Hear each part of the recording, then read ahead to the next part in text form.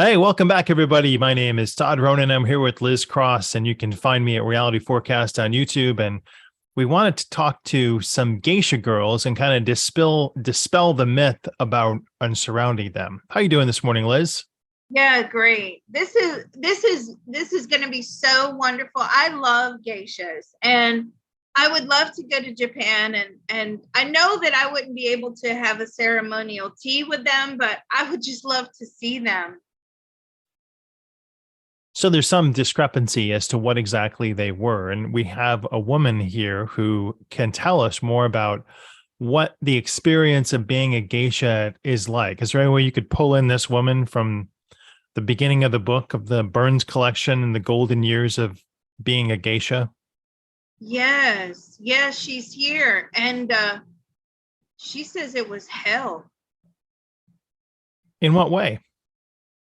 The training, the What is the hierarchy. training like? What was the training like? It was extremely difficult. You had a hierarchy of people that were constantly inspecting you, constantly whipping you. You would get a beating if you did not get it right, according to her. That could be her experience. Others' experiences could be completely different. But what she is telling me is that if you didn't get it right, you got a beating. So was she considered an entertainer? Was she considered a tea service girl, or? She says in her own personal thoughts, feelings, and opinions that she was a servant. Was it slavery and servitude? And well, she started when she was little, and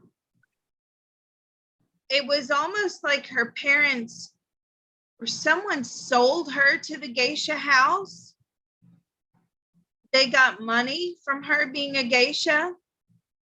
They needed her to work to bring in money to the family. And from a young age, she was given over to the geishas. And hopefully they wanted her to make loads of money and be able to give back to the family, which she wasn't able to do. The geisha house took the money. was it like a maid service? Was it sexual trafficking? What type of activities was she engaged in when she moved to the geisha house at a young age? So she underwent training for many years. It takes years to become a geisha. Everything you do is in training. You can't relax, and you're not allowed to put on weight. You have to walk and act a certain way, your mannerisms. It's very different. It's like its own culture within a culture.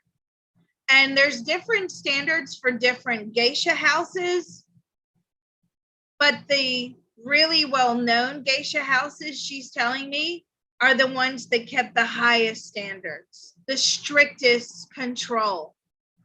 But what were her duties and functions when she went into whoever house she went into? Was it to entertain? Was it to be a servant, a maid? It's whatever they wanted her to do.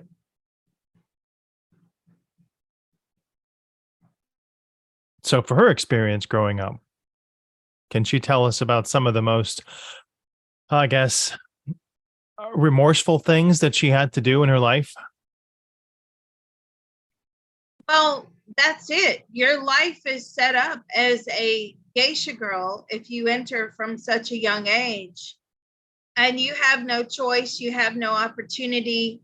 They have minders that watch these girls, almost like security. And you're not allowed to leave. You can't leave the house without someone accompanying you in case you want to run away. But you knew that the prospect of earning money When women were not allowed to work in those days, the prospect of earning money was attractive. So the false lure of getting money and then not providing it for them was what kept the geisha houses in production, but it was kind of more like a cult, it sounds like. Um, to me, it sounds more like a workshop, sort of like a workhouse. Not hard manual labor, but you were taken in, you were fed, you were cared for. The prospect was that you would eventually make money for the house. And if you weren't making money for the house, you were ridiculed because they're spending a lot of money on you, raising you, clothing you, feeding you, housing you. And they anticipate that you will be in service for many years to come. She says it wasn't a nice life, but I'm saying, didn't you get to meet like really big people? She says, yes. And did you enjoy entertaining them? No, because sometimes they were very demanding. They had no respect for the art. People would come and go, and were you expected to have sex? Yes, she was. Whatever they wanted, she had to do. And so she had no real autonomy to pursue her own dreams. Did she ever have conversations with her fellow geishas about their role in the society? Did they understand it? Yes, they knew their place. And I'm saying, did you ever entertain? It was only ever entertaining men. It was never women. Would you go to their house? Sometimes she would go to their places of where she was supposed to meet with them. But most of the, did they come to the, most of the time they came to the geisha house, she's telling me. And what you didn't want, because they were paying so much money, is any complaints. You did not want complaints to the people in charge, the females in charge of the geisha house. Because what you want are repeat customers.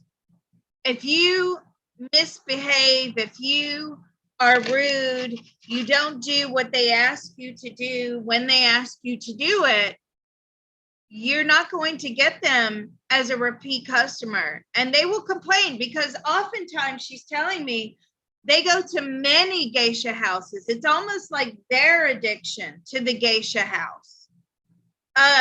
She's telling me it's like a sex addiction. Wow.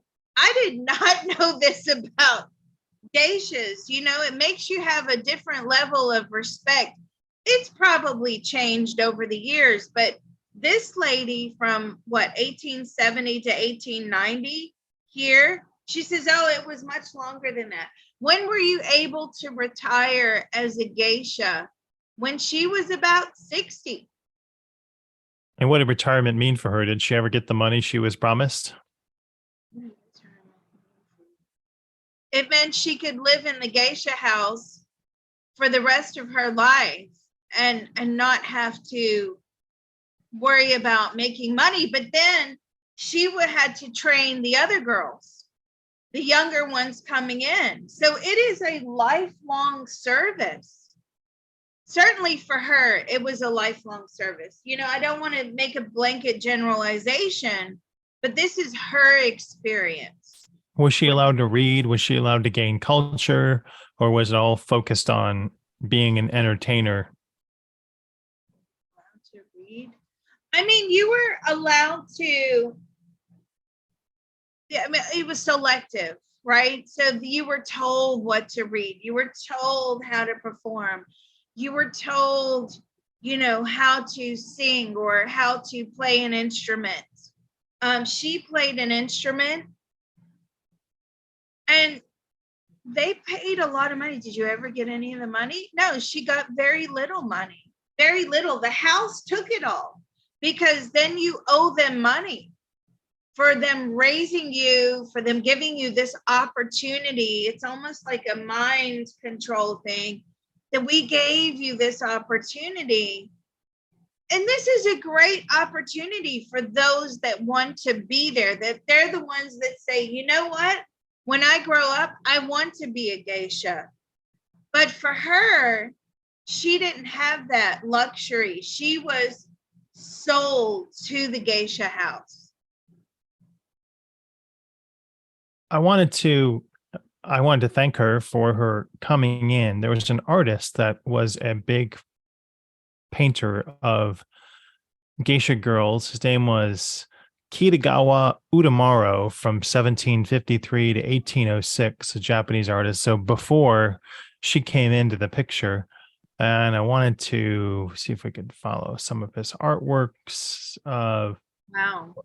geisha girls and just see what if he painted a different picture a couple hundred years earlier of the geisha woman and what they were doing, or was it then just like a bit manly? I don't know if they're men fellows dressing as geisha or Well, let's ask him. No, they're girls. They're girls.